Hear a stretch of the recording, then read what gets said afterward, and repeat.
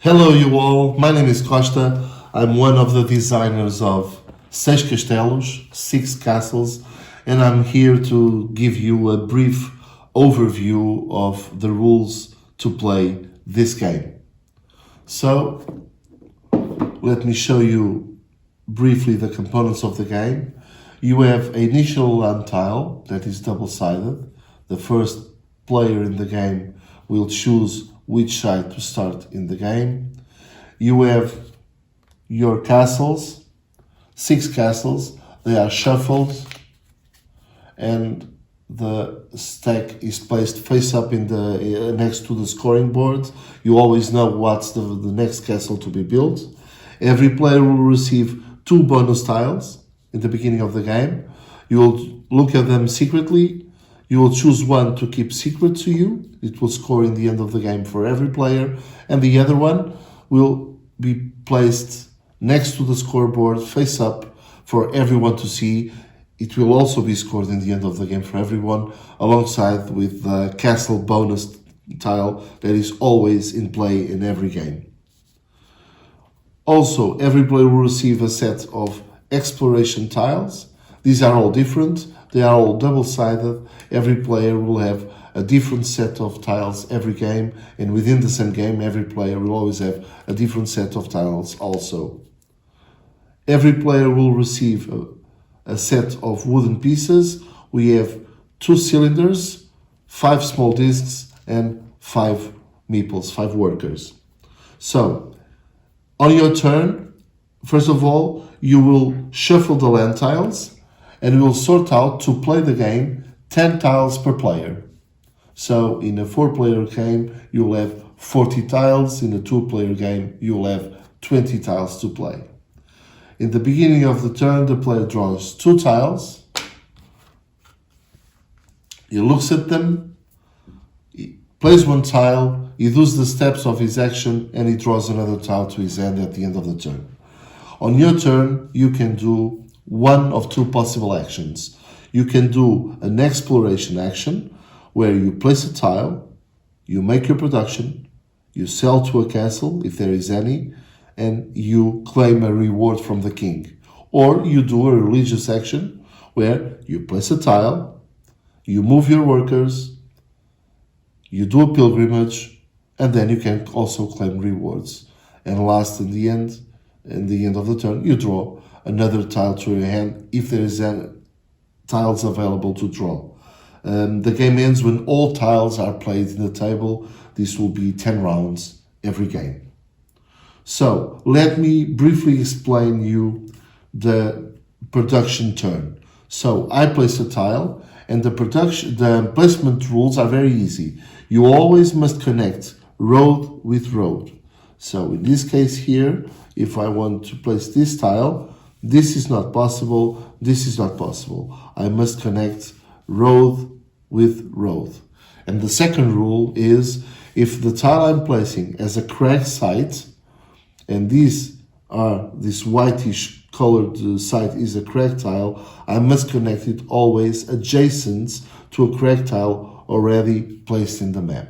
By the way, there are 3 types of sites in the land tiles.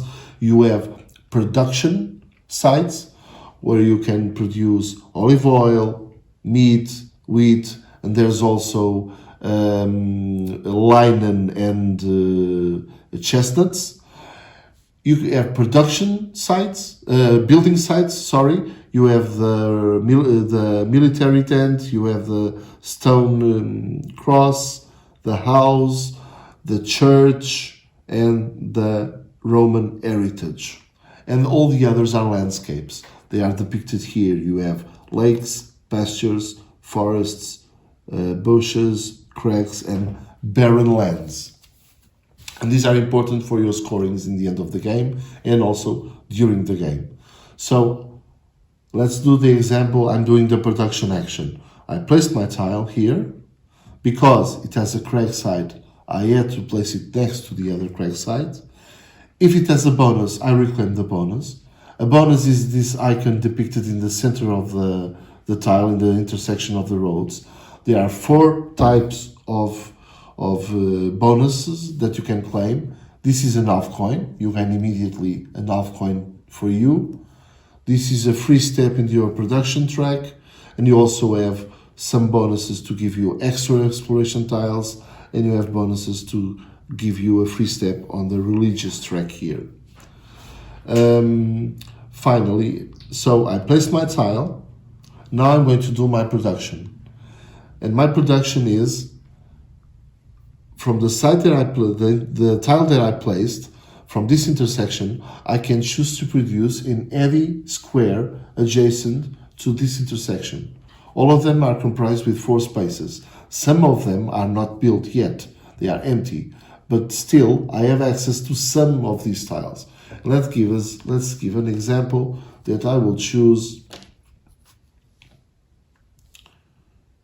From here, I'm going to choose this one here, this square here with this pasture and this bush. So I start my game with this exploration tile. I mark it with my cylinder. Everything that is beneath and behind my cylinder is always my possession. I never lose it. So now I'm going to reclaim this. I have a pasture here. I have a pasture here. I advance one step. Now I have not a pasture, a meat farm to produce meat. I have this is my possession, and everything that is behind it is also my possession. And I have this bush. Because the cylinder only advances one step at a time, and I must claim everything along the way, because I don't have the forest here, I cannot advance this step. So I'm going to mark this bush here with a small disc, like this.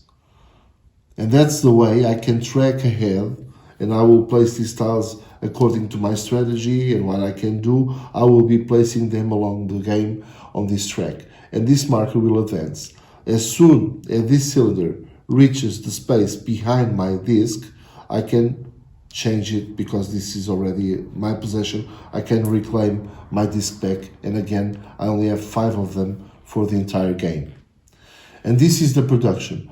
I placed my tile, I choose a square adjacent to this intersection, I produce in my production track, then I can sell to the castle. What is selling to the castle? Let me just pull aside this. For example, I'm in the beginning of my turn and I have these 2 tiles to play. Both of them, let me just put it here, both of them have a cracked side. So it's mandatory for me to place them here. So I'm going to place it here, like this. I get my free advance in my religious track. Now, because I close a square that has at least 1 cracked side, in this case we have 3, but only 1 is needed. The castle is built. So I pick up the top castle of the stack and I put it like here. Now Monsanto Castle was built, and every player has access to these sellings here, meat and olive oil. So I placed my tile, I claimed my reward, the castle was built. Now I do my production. Let me again come back to this example here. This was my situation. I was here in the beginning of my track. I'm claiming this area here. I don't have meat here, so I don't advance. I don't have olive oil. I don't advance. I have my bush here, so I place my small marker here in the bush. Now I'm going to look for olive oil. And I have olive oil here, for example. And I mark it also. So I placed my tile. I claimed the bonus and the castle was built. I made my production. Now I can sell to the castle. This castle wants meat and olive oil. So I have only 1 olive oil. But if, just to give you a fast explanation, if this was my situation, my exploration track was like this, and remember that everything that is beneath and behind my cylinder is my possession, and everything else that is behind the smaller disc, in this case I have 1 olive oil here and 1 olive oil here. So I have 2 units of olive oil. I can sell olive oil to there. So what will the castle pay me for my olive oil? I count the building sites alongside, in this first perimeter, alongside around the castle.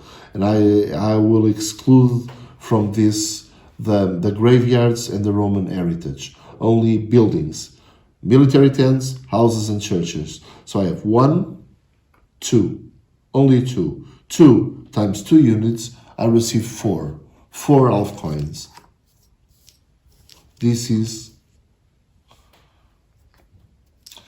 sorry, I made a mistake. The house also counts as well. The castle also counts as well. So I have 1, 2, and the castle itself counts as 3. So 3 times 2, I receive 6. So 1 gold coin is 5 half coins, and 1 half coin.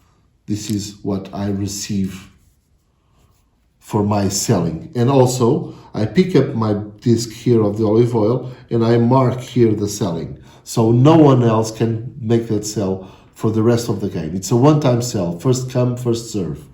And this is very important.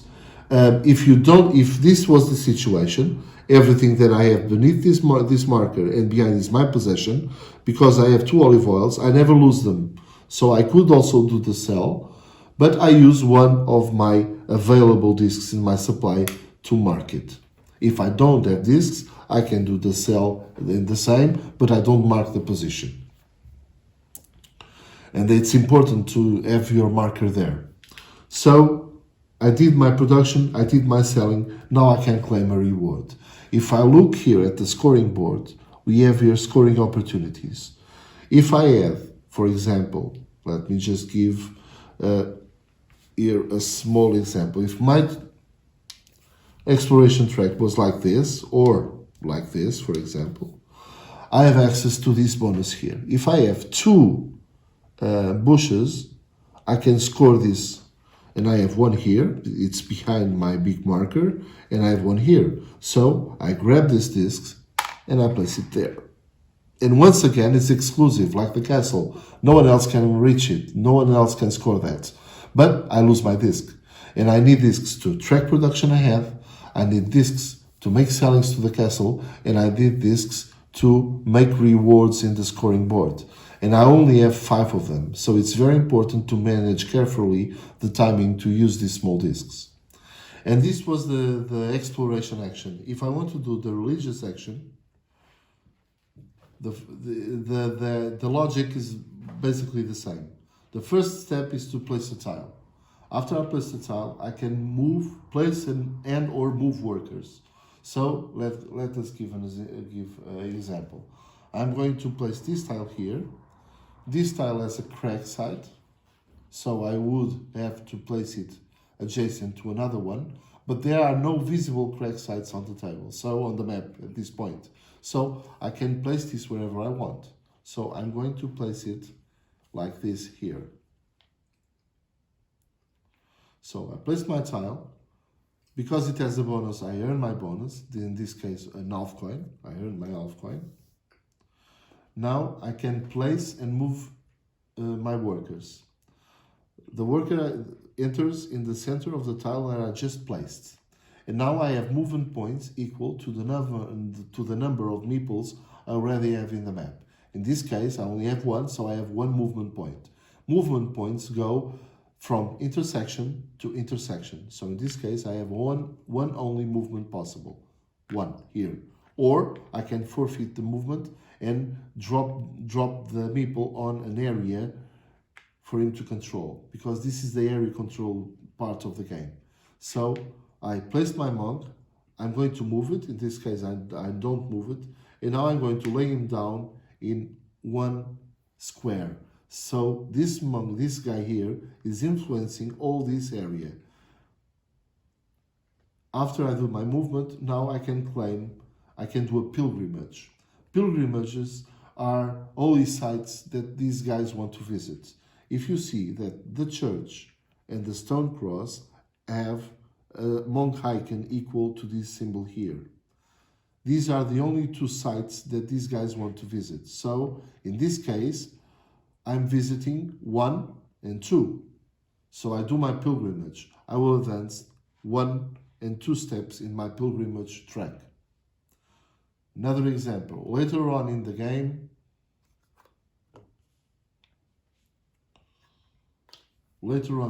I placed this tile. I placed my guy here. Now I have 2 movement points because I have 2 guys in the map. And I want to move him, this guy, I don't want to move him very far away. I just want to lay him down here. Now I'm going to score my pilgrimage. And I count everything again. So I have 1 holy site, 2, 3. 1, 2, 3. Again, that's the pilgrimage.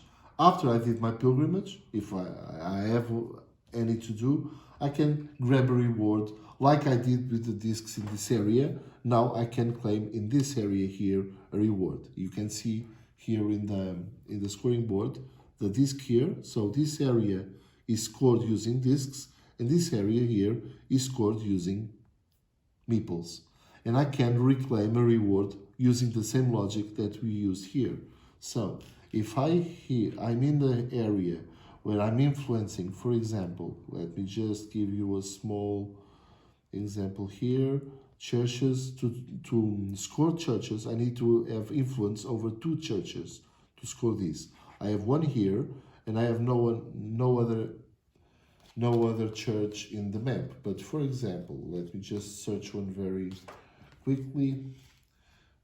If this was the case, like this,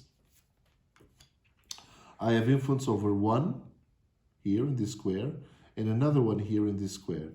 So I have influence over 2 churches, so I can use one of these guys to score here this. So again, it's exclusive. No one else can reclaim that score. And I'm scoring that. And at the end, it's the end of my turn. I draw another land tile to my hand if there is one available. In the end of the game, after all tiles are placed, we will do the final scoring. And the final scoring is, first you score the bonus tiles. So all tiles of all players are revealed. All tiles are revealed. Now we'll score, and these are majority scorings. For example, the player that has most influence over Roman heritage, and you see in the map who is the player with most influence, you will earn 2 half coins and score 2 points. The player that has more production of meat will score 2 points. The player that has more forests in his exploration track will score 2 points. And the player that has more influence in the castle will score 5 points. Influence in all castles is represented by discs and workers. I didn't explain this, but when you close a square, imagine this situation here, and this is the only way that meeples enter the castle. If I close this square, and now I'm going to build a castle because there's a crag here inside, I place the castle and the meeple enters in the castle. That's the only way workers enter in the castle. So in the end of the game, you score all wooden pieces of all players in all castles that were built, and the player that has the majority will win this 5-point tile.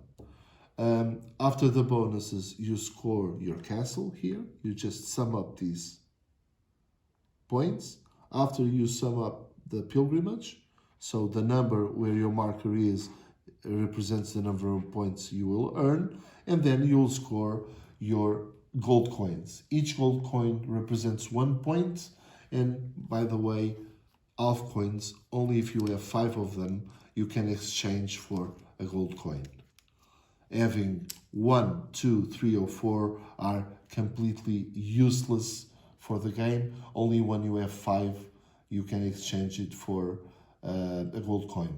And by the way, this is a historical reference that we made in the game, because the metal used to forge the coin, the Portuguese coin, in the beginning of the Portuguese nationality was so weak and so worthless that people used to break coins to give change. That's why we use half coins in the game.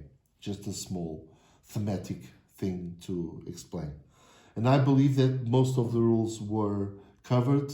I want to refer one small thing yet.